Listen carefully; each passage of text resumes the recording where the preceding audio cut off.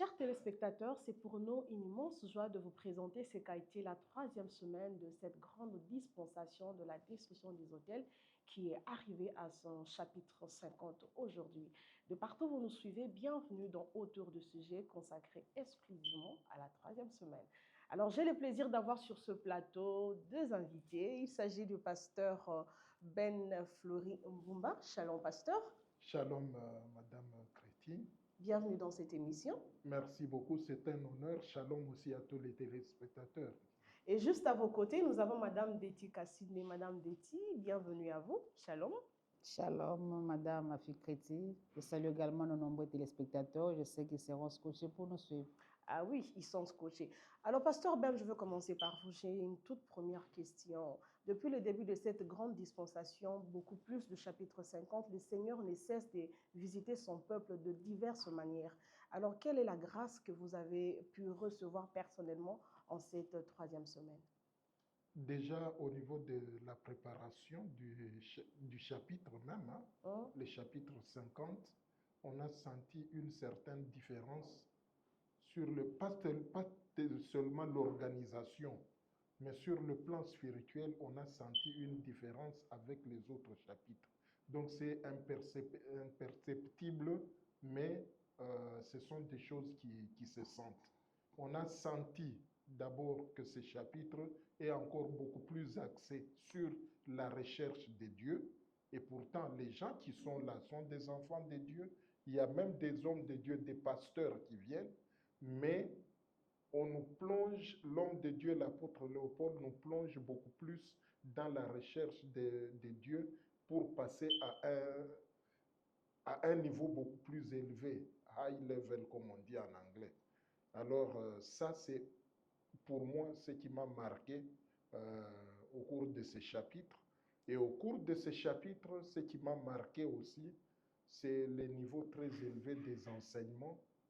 Nous avons suivi des enseignements, mais les enseignements au cours de ces chapitres, il faut vraiment que le Saint-Esprit nous fasse grâce. Et vous avez été même au premier chapitre de cette grande dispensation. Effectivement. Effectivement, c'est pour ça que j'ai dit, nous avons suivi les enseignements jusque-là, depuis le premier chapitre en 2008 jusqu'à présent. Donc, le niveau qu'on a atteint, c'est comme un niveau de maturité chez un enfant, si je peux m'exprimer ainsi. Mais l'homme de Dieu nous a dit quoi? Il a dit, on considère ces chapitres comme étant le tout premier. Tout premier. Donc c'est comme si on fait table rase. Voilà. Et qu'est-ce que nous voyons quand nous voyons même la foule, le nombre de personnes, l'effectif des gens qui viennent? Non. Vous regardez dehors, là, pour ceux qui connaissent la ville de Kinshasa, déjà à partir de la 7e rue, la passerelle, ouais, c'est plein de monde. On n'a jamais vu ça lors des précédentes éditions. Et ensuite, il y a, je l'ai dit tout à l'heure, les niveaux de la spiritualité même, que ce soit dans les enseignements, que ce soit dans la manière dont les gens cherchent Dieu. Déjà, à partir de 10h, 9h, 10h, les gens sont déjà en prière seuls. Donc quelqu'un peut aller au temple, il se met déjà en prière. Ça rallumait en quelque sorte la spiritualité. Exact. Ça, ce sont des choses qui m'ont marqué moi-même. Quand je le dis, c'est parce que moi-même, je suis concerné. Et je sens même que vous avez encore assez de la matière. Donc, j'ai mis un peu en veilleuse toutes mes activités et je viens carrément le matin. Dès le matin, je suis là et je trouve, quand tu arrives à 9h, tu trouves déjà des gens qui sont en prière. Donc, voilà. Sinon, on va tout terminer. Oui, exactement. Alors, Madame Deti Kassinde, vous avez assisté à la première semaine, la deuxième aujourd'hui, la troisième semaine. Qu'est-ce que vous avez pu retenir ou recevoir de cette grande dispensation par rapport à ces trois précédentes Oui, merci beaucoup, Madame Afikreti. Moi, je me dis, ce qui a le plus retenu mon attention, c'est cette sorte de plateforme-là sur laquelle l'homme de Dieu nous a placés. Parce qu'il s'est dit, c'est vrai, devant moi, j'ai un auditoire, ça dépend, il y a toute catégorie de personnes qui viennent, Mais au moins, que ce soit un serviteur de Dieu, que ce soit un chrétien lambda, le mieux à faire, c'est d'abord de mettre tout le monde au pas. Hein? C'est comme mettre tout le monde au pas, savoir comment nous devons aborder le chapitre 50. Parce qu'en fait, c'est presque le paroxysme, comme a dit le pasteur Ben, c'est comme le paroxysme de la destruction des hôtels parce que on s'est dit, on a été chrétien, ça fait beaucoup d'années, on a commencé la destruction, il y a 49 chapitres qui sont passés, mais pour le 50e chapitre, il nous dit, c'est vrai, il y a un thème qui a été donné, mais je commence par vous placer sur les seuils où vous serez capable de comprendre les choses dont je vais parler. Parce que là, il demande toujours que le Saint-Esprit soit son propre interprète. Parce qu'il s'est dit, les niveaux, la dimension spirituelle où il a amené le peuple, là, il n'y a que le Saint-Esprit pour nous faire comprendre la matière. C'est comme ça qu'il nous a dit, avant de comprendre ce que je vais vous donner, essayez d'abord d'avoir la soif de chercher Dieu. Et là, chaque maman, moi je parle des mamans parce que je suis maman Bisalili, là, la maman s'est dit, qu'est-ce que je dois faire? Je dois d'abord oublier tout ce qui était passé comme chapitre de la destruction d'hôtel. Je dois me mettre à une position où le Seigneur viendra me visiter.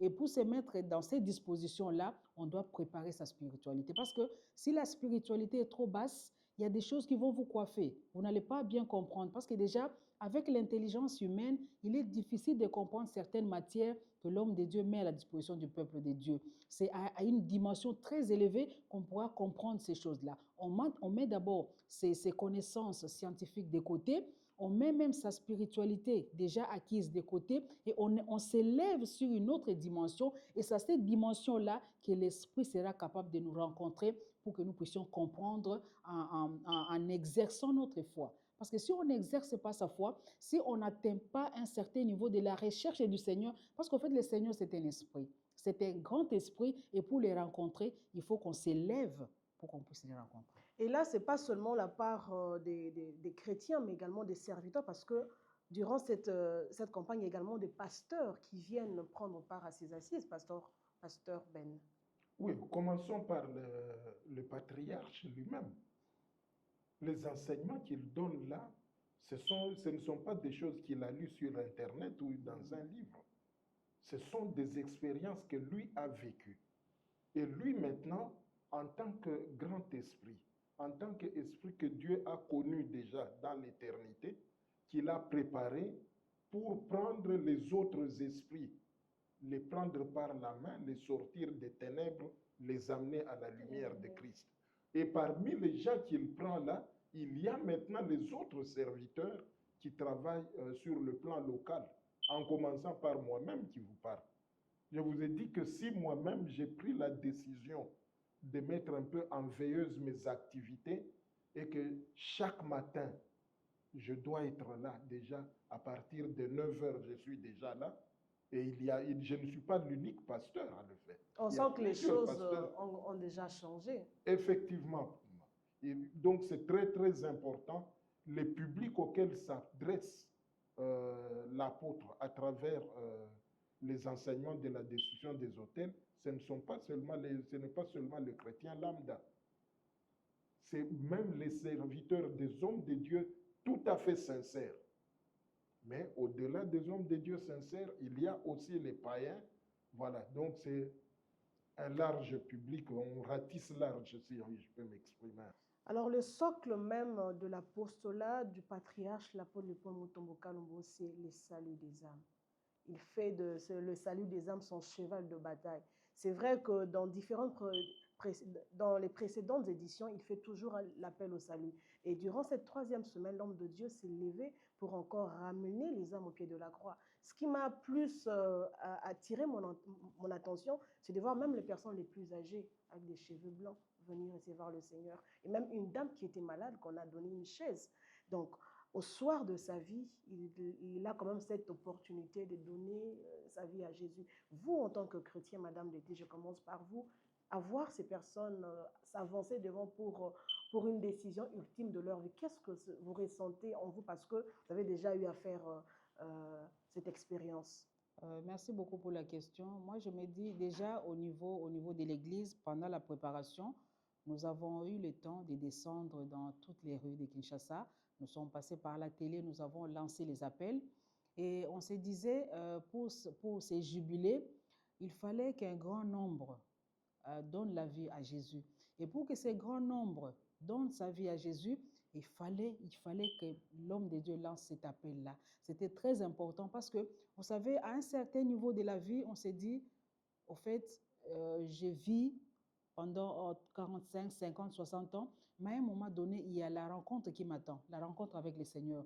Que dois-je amener devant le Seigneur? Je ne vais pas amener les biens matériels que j'ai sur la terre, je vais amener mon âme. Et il faut préparer cette âme-là. C'est comme ça que l'homme de Dieu prend tout son temps, parce que en dehors des âmes, en dehors de la nouvelle conversion, je ne vois pas ce que lui peut gagner. Il gagne dans ce qu'il est en train de faire. Et quand un grand nombre vient au Seigneur, il y a même la joie au ciel. Nous avons lu dans les Écritures. C'est comme ça qu'à la 3e semaine, il s'était dit, on ne peut pas terminer la destruction sans qu'on ait fait appel à ce monde-là qui est venu. Parce que quand nous passons pour l'évangélisation, on lance, c'est comme si on jetait de la sémence partout. Ouais. C'est le filet qu'on était en train de jeter. Et quand on revient avec ces âmes à l'église, il faut que ces âmes aient le temps de donner leur vie à Christ. Parce qu'on peut se dire qu'ils étaient passés par d'autres églises, mais on ne sait pas si dans ces églises-là, on a eu le temps de demander à ces chrétiens de donner leur vie à Christ. Parce que c'est très important. On peut passer 10 ans à l'église sans qu'on ait le temps de te donner l'occasion de recevoir le Christ.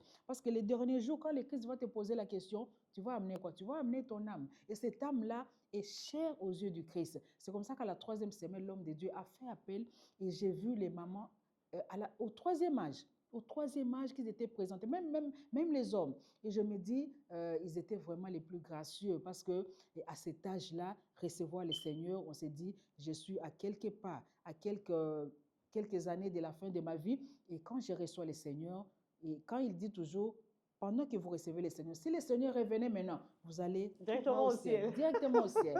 Et je crois que c'est une bonne chose. C'est un privilège. Parce que souvent, il y a des serviteurs de Dieu qui ne donnent pas cette occasion-là aux chrétiens. Et c'est comme ça qu'au ministère Amen, c'est ça d'ailleurs le socle de ce que l'homme de Dieu fait.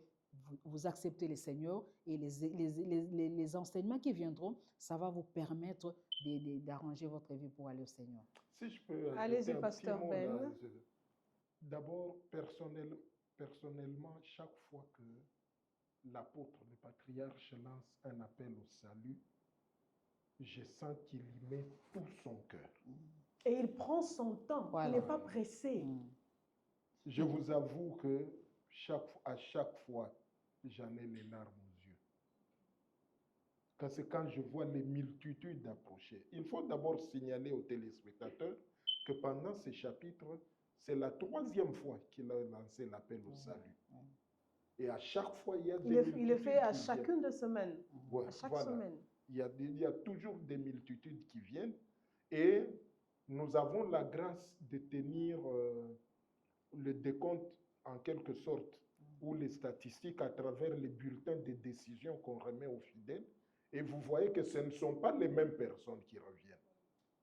Donc, ce n'est pas pour dire que ce sont le même groupe qui revient à chaque appel. Voilà.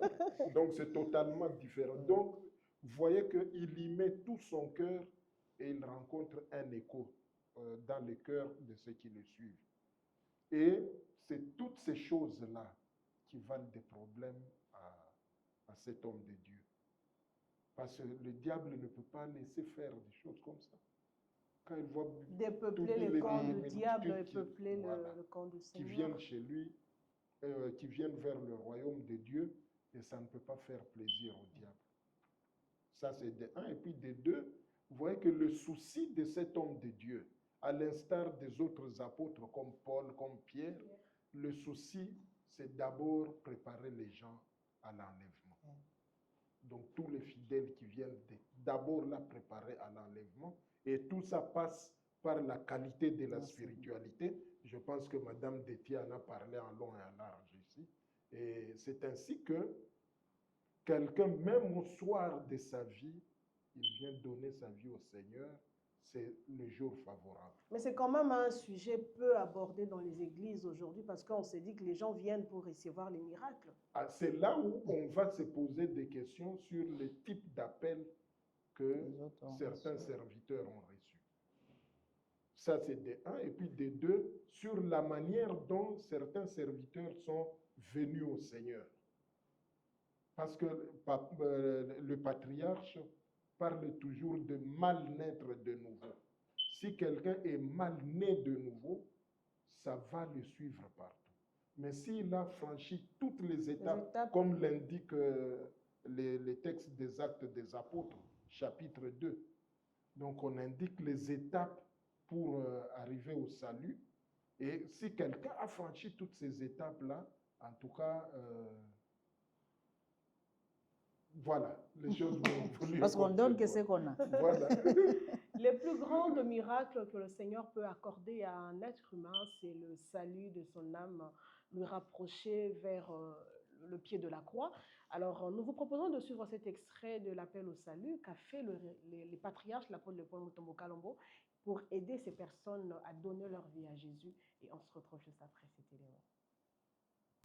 Je veux donner une occasion à celui qui n'a jamais reçu Jésus dans son cœur. Je veux t'aider d'inviter Jésus dans ton cœur. Alors là où tu es, tu peux te lever et venir ici devant. Je vais prier avec toi et pour toi, afin que celui qui m'a sauvé te sauve aussi. Je t'invite à venir ici devant et faire un tête-à-tête à celui qui s'est sacrifié à ta place. Merci de te lever et avance ici. Pendant que je parle, tu te dis dans ton cœur, c'est vrai homme de Dieu, ma vie n'est pas bonne. Je suis plein de désordre que tu me vois là. J'ai honte de me lever. Ça sert à rien. Tout le monde que tu vois là, c'était aussi levé comme toi. Avait aussi entendu ma voix, est venu devant. Et Jésus est rentré dans son cœur. Et ce jour-là, c'était un nouveau départ. Quitte là où tu es, dans tous les gradins, sur le petit boulevard, viens. Je veux que tu viennes ici devant. Je vais te montrer comment on devient chrétien. Aujourd'hui, prends une décision. C'est la bonne, la meilleure. Qu'un être humain peut prendre ici sur la terre et livrer son âme à Jésus. Viens, que Jésus sauve ton âme. Merci. Acclamons le Seigneur pendant qu'ils avancent. Acclame le roi du siècle. Celui qui est monté à la croix. Celui qui a dit, venez à moi. Vous tous qui êtes fatigués, je vais vous décharger. Il y a quelque chose qui pèse lourd sur la terre que tu ne peux pas porter. C'est le péché. Et Christ seul peut te décharger de ce poids. Et tu peux marcher comme un homme libre, une femme libre. Jésus est mort pour toi. Viens qu'il entre dans ta vie. Mon Seigneur sera le tien. Mon Sauveur sera le tien. Mon libérateur sera le tien. Acclamons le Seigneur. Tu as pris une très bonne décision ce soir. Je te prie de fermer les yeux et répète ces paroles à Lingala de tout ton cœur et sincèrement. Dis ceci, Kolo Yesu.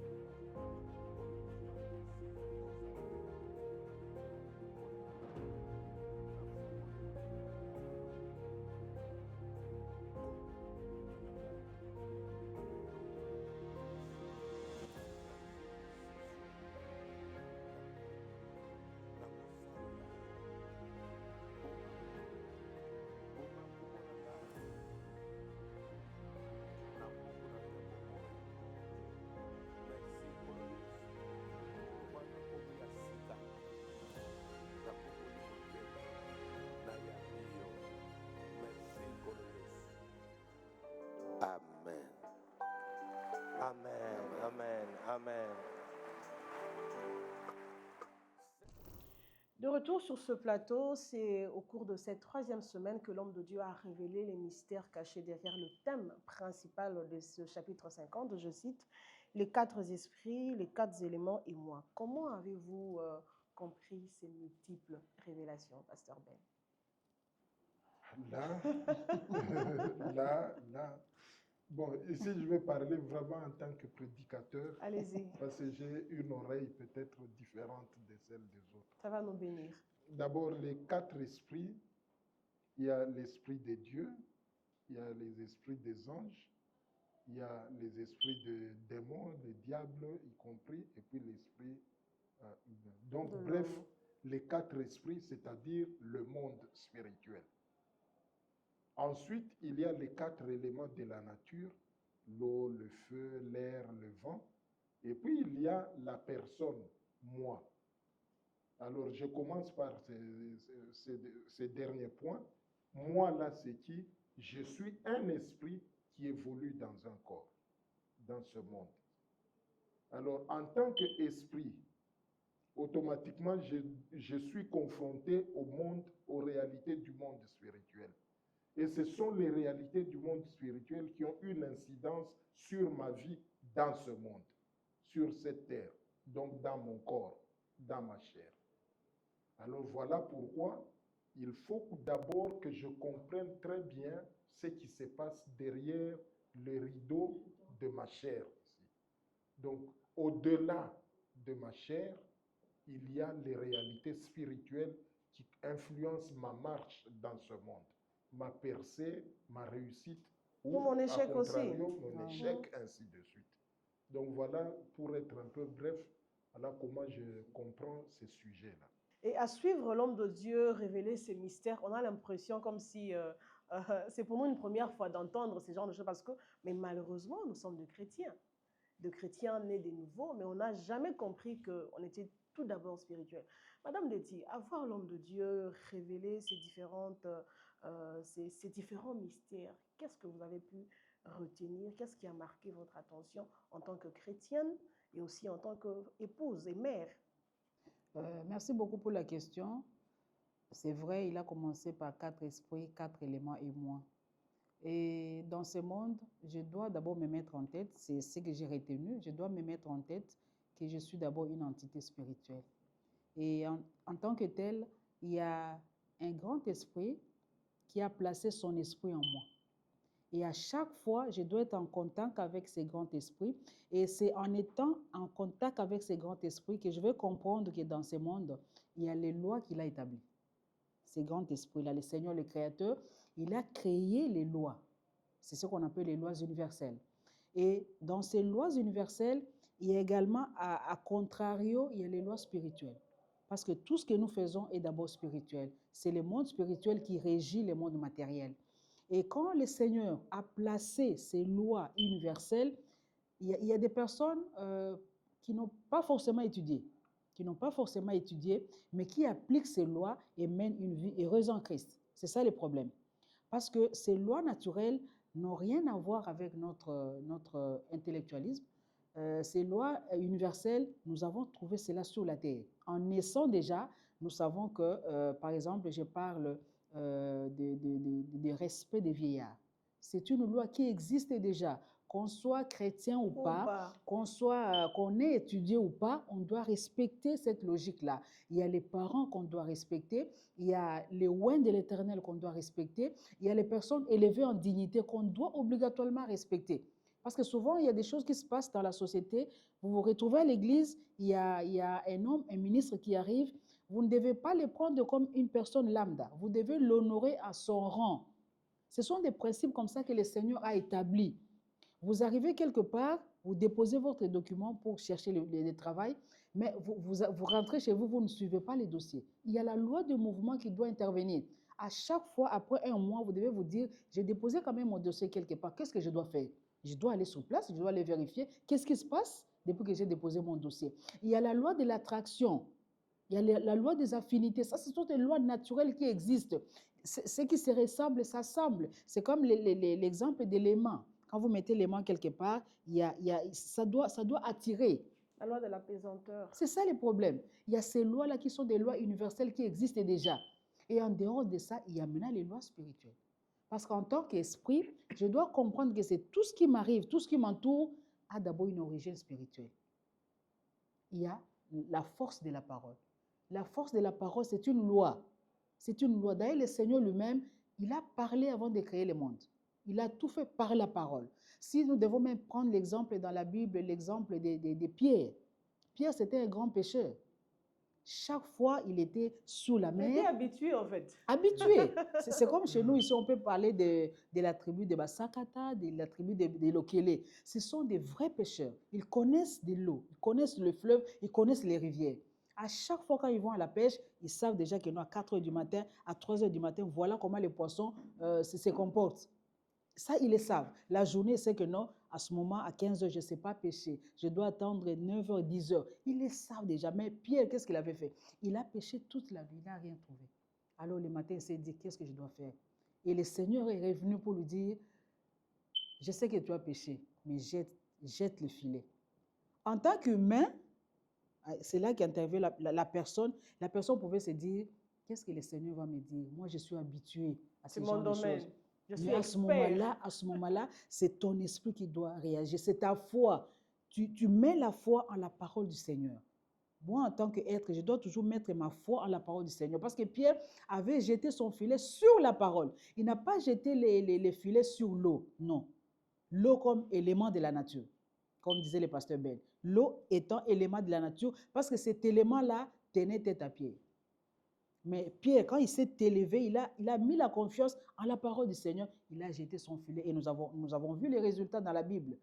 Il a attrapé le poisson qu'il n'a pas pu attraper avant. La pêche miraculeuse. C'était la pêche miraculeuse. Et ce sont ces choses-là qui doivent m'animer, moi en tant qu'être, au regard des éléments de la nature, au regard des esprits, comme disait pasteur Ben, il y a l'esprit de Dieu, les créateurs, il y a l'esprit des anges, il y a mon esprit, il y a l'esprit des démons. Parce que je sais qu'à tout moment, nous sommes butés aux esprits mauvais.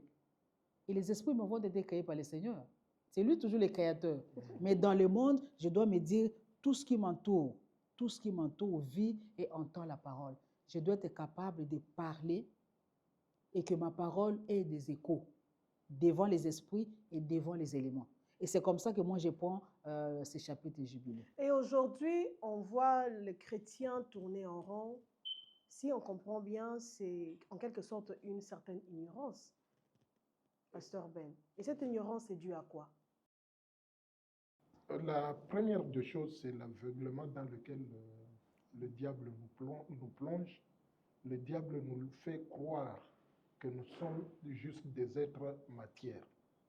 Et ça, c'est depuis le jardin d'Éden. L'homme a été réduit à l'état de la matière. L'aspect spirituel est totalement perdu. C'est ainsi que vous verrez beaucoup de gens dans la pratique. Nous nous consacrons plus à embellir l'extérieur, notre extérieur, mais on se soucie très peu de notre âme. Alors, généralement, qu'est-ce qui se passe? Si je prends un objet, je le lâche à ce niveau, qu'est-ce qui va se passer? Cet objet-là va tomber. Parce qu'il y a une loi naturelle, la loi de la pesanteur, qui va attirer ce corps vers le bas. Mais si je lâche ce corps-là, vous voyez le corps en train de monter. Je pense que tout le monde va fuir. On va trouver ça anormal. Anormal. Et c'est ainsi que, même dans nos vies, il y a des choses qui nous arrivent malgré nos efforts. Je crois Madame Détier a parlé ici de l'intelligence, parlé des raisonnements. Donc, il y a des principes. Malgré les principes que vous appliquez là, vous n'obtenez pas les résultats et vous ne comprenez pas ce qui vous arrive. C'est là où interviennent les lois spirituelles et le monde spirituel. Parce que le monde spirituel agit, et particulièrement le monde spirituel diabolique, il agit pour nous bloquer les humains. Bon, on ne va pas rentrer dans trop de détails dans un premier temps, mais le monde spirituel, le diable a toujours considéré l'homme comme étant son concurrent, comme étant la personne à abattre. Et c'est ainsi que vous pouvez retrouver une famille, par exemple, des gens brillants, intelligents. Ils parviennent à avoir des grands diplômes. Mais sur le plan humain, ils continuent à tourner en rond.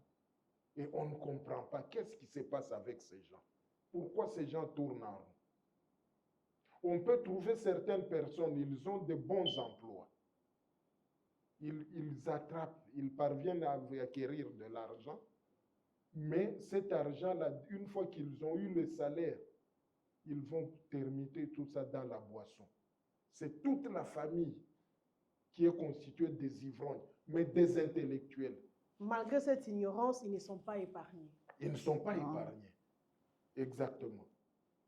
Donc ce n'est pas le fait que vous ignorez ce qui se trame contre vous sur le plan spirituel qui va vous épargner. Non. Donc vous voyez que au-delà des lois naturelles, les lois universelles, il y a des réalités spirituelles qui agissent. Mais le diable fait tout pour nous maintenir dans l'ignorance. Ça, c'est la première raison de l'aveuglement. Mais deuxième raison aussi, tant qu'on n'a pas encore rencontré un homme que Dieu a préparé, parce que Dieu prépare aussi des hommes Un grand esprit. ou un grand esprit là pour nous sortir de cette ignorance-là. Et tant que vous n'aurez pas rencontré un grand esprit comme ça, vous allez demeurer dans cette ignorance. Donc voilà comment le diable procède. Et c'est par pure grâce maintenant de Dieu qu'il peut vous mettre en contact avec un grand esprit. Et le grand esprit, petit à petit, il va élever votre spiritualité. Et lorsque le Saint-Esprit vient en vous, finalement, vous êtes comme, qui dirait, revenu à vous-même. Comme Pierre. Voilà. Vous vous rendez compte que, Que vous étiez donc c'était enchaîné. J'étais en parce qu'il y a prison. des choses que les gens trouvent normales.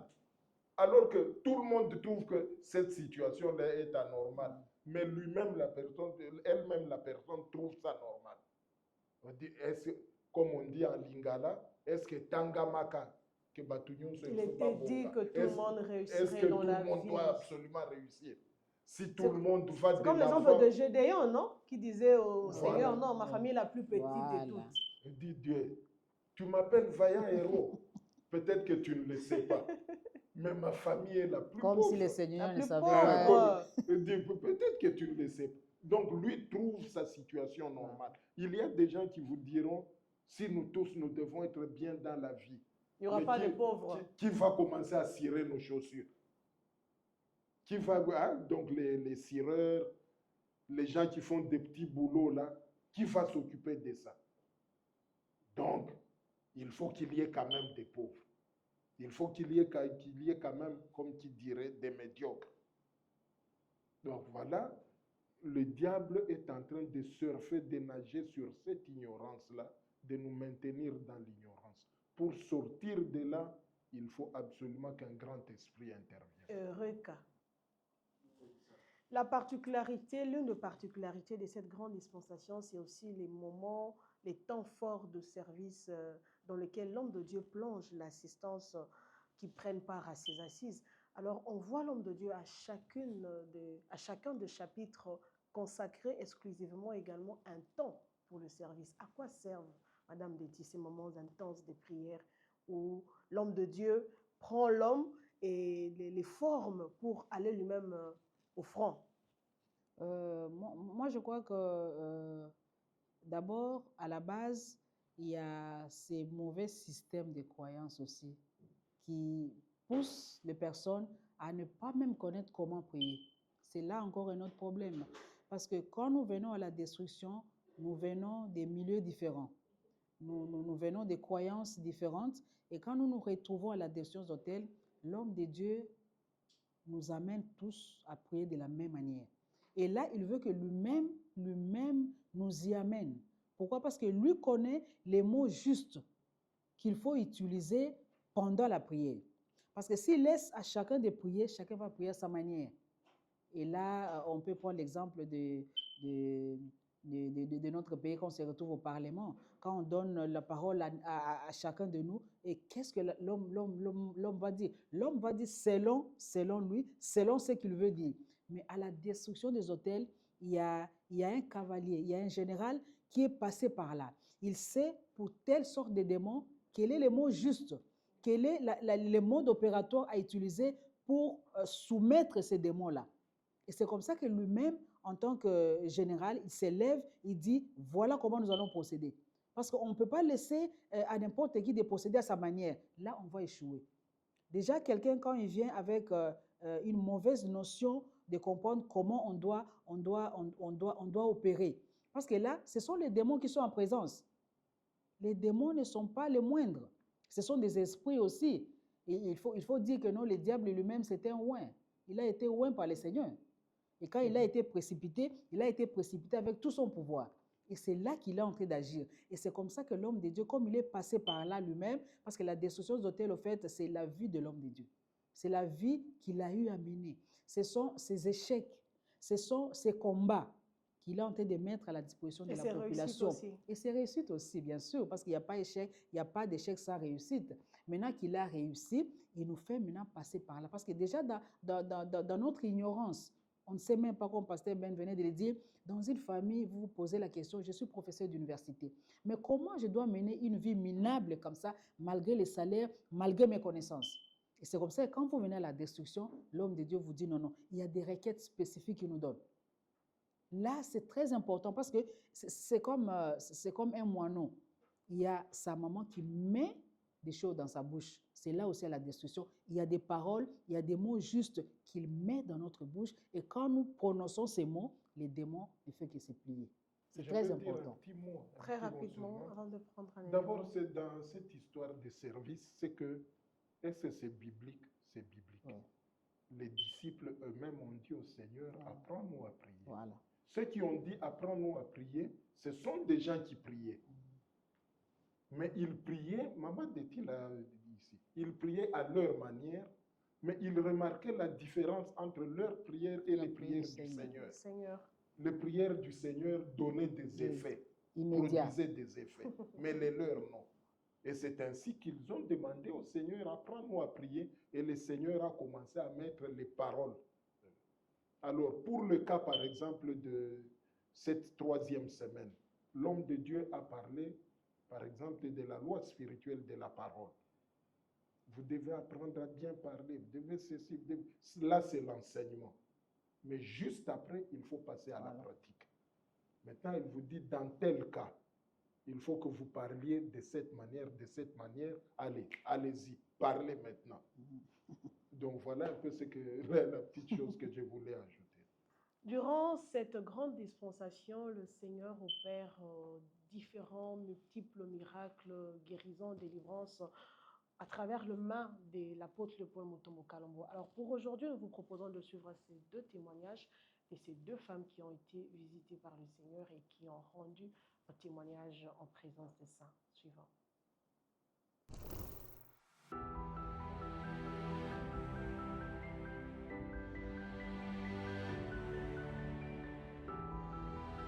Église Shalom. Église Shalom. Je viens témoigner les merveilles que l'Éternel a accomplies dans ma vie le vendredi dernier pendant le culte. J'étais victime d'un phénomène très bizarre. J'étais tourmentée par des poux sur ma tête. Cette situation m'indisposait partout où je me trouvais, soit à l'église ou dans les lieux publics tels que dans le transport en commun.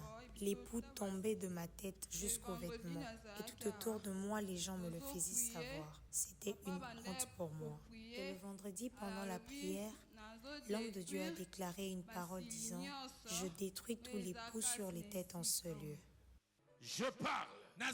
Aussi bien que Dieu met les hommes à part,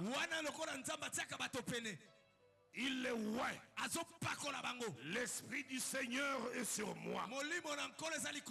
L'Éternel m'a ouais. Et que cette huile déborde. Des miracles, des prodiges arrivent jusque là où tu es. Que l'onction déborde sans limite, sans limite, sans limite, sans limite, sans limite, sans limite. Dès que tu l'appliqueras à ton corps, toute présence des poux dans ton corps quittera ton corps. Des choses terribles se passeront. J'ai ressenti une grande motivation à pouvoir prier davantage. Car je m'étais dit que l'onction m'avait localisé. Ces paroles me concernaient personnellement. Le samedi matin, comme d'habitude, je me coiffais en peignant mes cheveux avec un demi-loir. Puis j'ai constaté que les poux avaient disparu. Il n'y avait plus rien. C'était un miracle. Raison pour laquelle je remercie Dieu d'avoir ôté cette honte qui me dérangeait pendant des heures. Église Shalom. Église Shalom. Je ne suivais l'apôtre qu'à travers la télévision. Bien que j'ai fréquenté d'autres églises où j'y ai reçu plusieurs prophéties sans aucun impact sur ma situation. Quand il fallait suivre un programme évangélique, c'était seulement sur Aman Télévision ou rien. C'est comme ça qu'à l'annonce du chapitre 48 de la destruction des hôtels, je me suis décidée d'y participer. Motivée par le thème « Le cri du sang ». Le sang. Là résidait également mon problème. Des saignements sans arrêt. J'en ai beaucoup souffert. J'ai vu de nombreux médecins, des prophètes, mais aucun résultat. À la nuit du dimanche marquant la fin de la première semaine de ces assises, à laquelle j'ai assisté mercredi, jeudi et vendredi, je dis à Dieu, si je me suis rendue au ministère Amen, c'était pour résoudre mon problème de saignement. Mais 3 jours après, je ne vois aucun changement. Le sang est toujours là. Les femmes qui sont ici savent que le menstrué dure 3 à 4 jours, mais le mien prenne du 1er au 30 sans interruption. Et c'est durant 18 ans, l'âge qu'a mon enfant. Cette même nuit en songe, je me suis retrouvée dans une assemblée où les gens priaient. Et j'ai vu l'apôtre Mutombo. J'ai crié, « Papa, que votre Dieu me guérisse de ce saignement. » Il a entendu mon cri et s'est approché de moi, puis dit, « Veux-tu connaître la source de ton problème? » Oui, j'ai répondu. L'homme de Dieu a sorti de ma partie génitale un être démoniaque qui hurlait et avait en lui une bague. Papa a chassé le démon et est resté avec la bague. Il me l'a montré et dit, voici ce qui était à la base de ton saignement. Mais bien aimé, je sursautais et pris de frayeur. Du coup, le film de mon enfance m'est revenu. À mon jeune âge, j'ai ramassé la bague, tombée d'un enfant de nos voisins dont le père était marabout, originaire de l'Afrique de l'Ouest. Je venais d'avoir mon bac et dans cette euphorie, cette bague était pour moi une aubaine. J'avais trouvé le fond pour aller s'éclater avec mes amis. Chose faite, j'ai vendu la bague et on a fait la fête. Plusieurs années sont jusqu'à ce que l'homme des dieux me fasse voir cette même bague en songe. Le saignement a perduré encore quelques jours après ce songe. Le saignement a perduré encore quelques jours après ce songe. Un serviteur m'a exhorté en disant que l'onction s'occupe de tout. Un jour, j'ai mis quelques gouttes d'huile d'onction dans l'eau que j'ai pris avec mes cachets. Forte était la douleur, j'ai saigné abondamment et c'était les dernières du réservoir. Bien-aimé, c'est pour moi la première fois depuis 18 ans de dormir sans avoir saigné et de marcher sans que le sang ne coule. Alléluia. Je suis là pour témoigner la grandeur de ce Dieu et de son serviteur. Alléluia.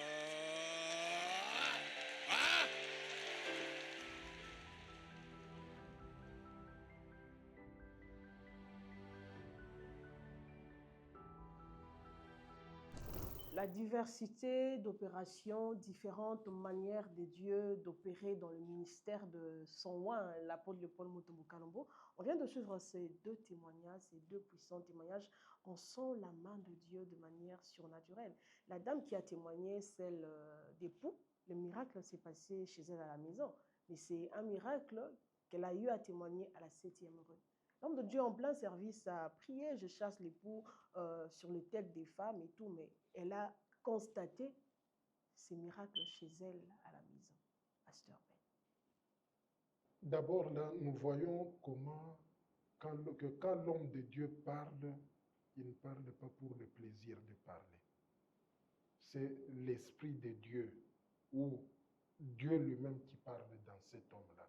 Parce que est-ce que vous pouvez imaginer qu'on peut, dans un service, chasser l'époux de tête de...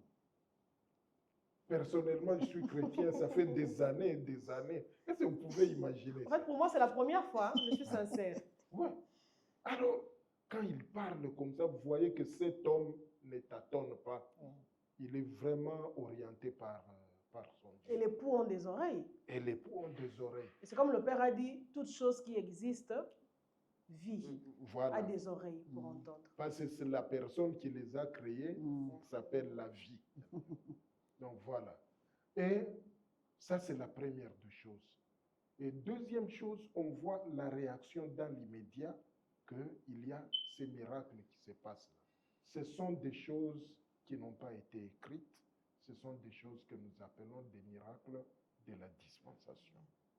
Et il y a de ces miracles-là qui ne se déroulent que dans le ministère de l'homme de Dieu, l'apôtre Léopold Mutombo. Et qui ne sont même pas écrits dans la Bible. Non. Parce que lui-même, l'apôtre Léopold, c'est une dispensation. Et là, alors, je parle ici aux hommes de Dieu. Nous sommes tous serviteurs de Dieu. Combien de serviteurs de Dieu ont marché sur les eaux? Même seulement l'eau qui coule dans les caniveaux là, de nos rues là. Combien de serviteurs ont marché sur les eaux? Il n'y a que Pierre qui a marché sur les eaux. L'ombre de combien de serviteurs a guéri les malades? De Pierre. Est-ce que cela était écrit avant? Non. Qui a arrêté le soleil? Ah. Josué. Donc, vous voyez qu'il y a ce que nous appelons les miracles de la dispensation qu'on ne retrouve que Dans la chez un dispensation. homme. Et pourquoi? Parce que c'est une manière de Dieu d'opérer les choses. Vous avez parlé ici de diversité d'opérations. C'est ça que nous vivons. Troisièmement, quand nous voyons un miracle comme ça, on peut se dire, quelle que soit la complexité de mon cas, ce cas trouvera solution. J'encourage tous les téléspectateurs, nous qui attendons, je me mets aussi dans ce lot-là, nous attendons quelque chose de ce chapitre 50, je crois que notre tour viendra. Quand vous voyez ces puissants témoignages, en commençant par celui de Pou, et puis l'autre de la dame, la bague, donc à l'écoulement de sang, je pense que le Dieu de Léopold Mutombo fera quelque chose. Madame Letty, cette question, je l'avais gardée pour vous parce que je me dis que vous êtes d'abord femme et vous êtes mieux placée pour comprendre le souci ou encore la souffrance qu'a endurée cette femme. Parce que dans la Bible, on parle de la dame à la perte du sang pendant 12 ans, mais ça, c'était pendant 18 ans. Vous, en tant que femme, quelle réaction faites-vous par rapport à ces puissants témoignages? Déjà, en tant que femme, vous l'avez dit, pendant nos menstrues, c'est 2, 3, 4, maximum 5 jours. Mais déjà, quand on arrive à une semaine, ça déconcentre et ça met mal à l'aise, déjà. Et vous imaginez, dans la Bible, on a eu la femme à la perte du sang de 12 ans. Et celle qui a témoigné au ministère Amen, c'était au-delà, c'était 18 ans. Vous imaginez une jeune dame, comme on a suivi les témoignages, elle a juste ramassé une bague. Une simple bague jetée tombée dans leur parcelle. Dans la parcelle. Elle a ramassé la bague et elle est allée vendre. Là, nous venons de passer les baccalauréats, l'examen d'État pour nos jeunes sœurs. Elle était aussi en 6e. Et comme elle n'avait pas de moyens financiers, elle a ramassé la bague, elle est allée vendre et elle s'est amusée avec ses amis. Vous qui me suivez, peut-être cela peut vous arriver aussi, mais sachez que le monde des ténèbres est bien organisé. Elle a juste ramassé la bague et c'était le début de son calvaire pendant 18 ans. Vous imaginez déjà 1 année, 2 ans, 3 ans. Heureusement qu'elle a eu son fils avant cet événement. Et pendant 18 ans. D'ailleurs, personne ne peut épouser ces genres de femmes. Parce que comment vous allez vivre avec une femme qui coule, permettez-moi l'expression, chaque jour. Et c'était de façon ininterrompue, chaque jour. Chaque jour, elle avait ses règles, chaque jour. Et c'était en grande quantité, comme si il s'agissait d'une femme qui souffrait du cancer. C'est ça le problème. Elle saignait tous les jours pendant 18 ans et elle a perdu l'argent. Elle a vu tous les médecins. Elle est passée par, je ne sais pas, toutes les grandes églises de Kinshasa. Elle est passée par là et elle n'avait pas trouvé de solution. Il a fallu qu'elle mette ses pieds au ministère Amen, et à l'étendue où éclate la gloire de Dieu, là où il y a des multiples manières de Dieu d'agir avec son serviteur. Et c'est là, juste un jour, les premiers jours qu'elle a mis ses pieds au ministère Amen, l'homme de Dieu a fait l'appel. Et l'homme de Dieu était en train de prier pour les malades. Et quand elle est passée devant, et c'était le déclic, et quand elle est rentrée chez elle à la maison, elle s'était dit, est-ce que c'est juste la prière là qui peut me sauver? C'était aussi un doute, hein? Un doute méthodique, bien sûr. Et quand elle est rentrée à la maison, elle s'est rendue compte qu'elle n'a pas saigné. Du matin au soir, elle n'a pas saigné. Et elle a observé pendant une semaine. Et le dimanche qui a suivi, elle est venue au culte pour témoigner. Mes sœurs, vous êtes en train de me suivre. Qui peut accepter qu'on saigne pendant une semaine, 2 semaines, 1 mois, 3 mois? C'est déjà un problème. Mais elle, c'était 18 ans. Il a fallu que le grand esprit prie. Le grand esprit n'a même pas touché la femme. Non, non, pas du tout. Il ne savait même pas qu'il y avait une femme qui avait ces problèmes. Il ne savait même pas. Il a prié et les anges de guérison ont suivi la femme. C'est ça les mystères de la guérison. Et la femme est venue témoigner pour dire que non, au ministère Amen, c'est vrai, on peut se dire, ce qui se passe au ministère Amen, c'est du jamais vu, c'est du jamais entendu. Pourquoi? Parce que c'est une dispensation, la destruction des autels. Parce que quand l'homme de Dieu se met devant, il y a déjà ce que le Seigneur lui a demandé de faire, il y a les paroles que le Seigneur a mis dans sa bouche, et quand il parle, les éléments de la nature obéissent, et quand il parle, les esprits mauvais, les esprits des démons obéissent. Ils sont obligés d'obéir parce que la voix qui sort de l'homme de Dieu, c'est Dieu lui-même qui parle. Et quand Dieu parle, tous les esprits sont obligés de se taire. Mieux vaut la fin d'une chose que son commencement. Nous entamons déjà la 4e semaine, la dernière de cette grande dispensation, en fonction bien évidemment du chapitre 50. Pasteur Ben Fleury, un mot là-dessus. Je me demande vraiment si c'est la fin. Mais c'est vrai, compte tenu de l'abondance de la matière, je me demande vraiment si c'est le début et si c'est la fin. Pourquoi? Parce que, entre autres, jusque-là, l'homme de Dieu, dans les enseignements, il a parlé d'un seul élément, l'eau. Il n'a pas encore touché aux 3 autres éléments. Alors, les lois spirituelles, il en a parlé. C'est une très bonne chose. Mais, qu'à cela ne tienne, je vais parler aux hommes de Dieu d'abord, étant moi-même pasteur. Je parle aux hommes de Dieu, je parle aussi aux intellectuels. Quand Maman Détier était en train de parler ici, il y a quelque chose qui m'est revenu à l'esprit. Un jour, l'homme de Dieu monte sur la chaire, sur le podium. Avant même de commencer à parler, il dit, je vais m'acquitter d'un devoir. Il a commencé à chercher des yeux, il a pointé une dame hein, qui était perdue dans la foule. Madame, venez. Et il a prié pour la dame qui avait un problème de conception. Je pense que vous pouvez vous souvenir. La dame en lunettes. Lunettes, voilà. Qu'est-ce que je veux dire à la personne là? Déjà, le fait de suivre cette émission, c'est que le Dieu de Léopold Mutombo t'a déjà localisé. Maintenant, il attend une chose, c'est que tu mettes tes pieds ici pour que lui intervienne en ta faveur.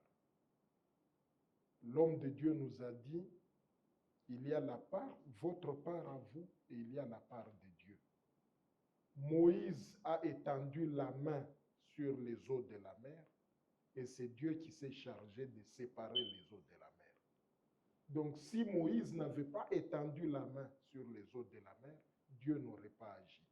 Vous aussi, peut-être que vous retardez votre guérison, votre délivrance, il suffit seulement de venir, prendre part à cette dernière semaine de la destruction des hôtels. Je suis convaincu que votre vie va changer. Madame Deti, un mot à l'intention de toutes les femmes. Voilà, nous sommes là devant vous. Nous sommes à la 3e semaine et de la destruction des hôtels. Comme disait Madame Créti, nous tendons vers la fin, la 4e semaine. Je me dis, c'est vrai, l'homme de Dieu est trop chargé. Je ne sais pas s'il y aura une additionnelle. Mais déjà, nous n'avons que 2 semaines. Parce que les 2 premières semaines, c'était l'homme de Dieu faisait les taxis pour nous faire comprendre les grands thèmes du jubilé de la destruction des hôtels. Mais maintenant que nous avons commencé les thèmes proprement dits, je sais qu'on ne saura pas tout terminer déjà. Et il y aura encore un autre chapitre, là où il va continuer avec les mêmes thèmes, je le crois. Mais maintenant que nous sommes là encore pendant cette semaine qui va commencer, je vous prie de faire la loi du mouvement. Déplacez-vous, parce que je sais que vous allez vous poser la question, j'ai pris déjà quelque part, qu'est-ce que j'irai chercher à la destruction? Et je vous dis que c'est une dispensation. Et une dispensation, on ne la trouve pas n'importe où. Il y a un lieu indiqué que le Seigneur s'est choisi. Il y a une personne toute particulière que le Seigneur s'incarne dans la personne. Et c'est au travers de la personne que le Seigneur agit. Et c'est comme ça que je vous invite à la dernière semaine de la destruction, à ces grands jubilés. Et je sais que déjà lundi, mardi, vous nous verrez sur votre chemin avec des prospectus que nous allons distribuer par-ci, par-là, avec notre caravane motorisée, surtout nous les mamans, c'est ça notre effort, hein, avec notre caravane motorisée. Et je sais que vous allez vous poser la question, qu'est-ce que je dois faire? Ce que vous devez faire, c'est de vous déplacer, de venir assister, même si vous êtes à l'hôpital. Je sais que vous me suivez, vous êtes dans un centre hospitalier, vous êtes, je ne sais où, mais je veux seulement que vous puissiez vous déplacer, même si vous êtes en prison.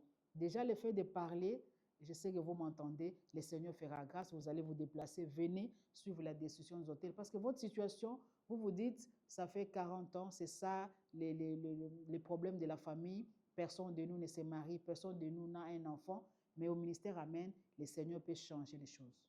C'est possible. Déplacez-vous et je sais que vous allez nous donner raison.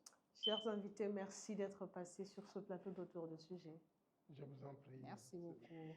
Alors, chers téléspectateurs, c'est la fin de ce numéro spécial qui était consacré à la 3e semaine de la grande campagne de destruction des hôtels, le chapitre 50. Merci à vous tous de nous avoir suivis. On vous donne rendez-vous pour la dernière semaine et prenez soin de vous. D'ici là, portez-vous bien. Au revoir.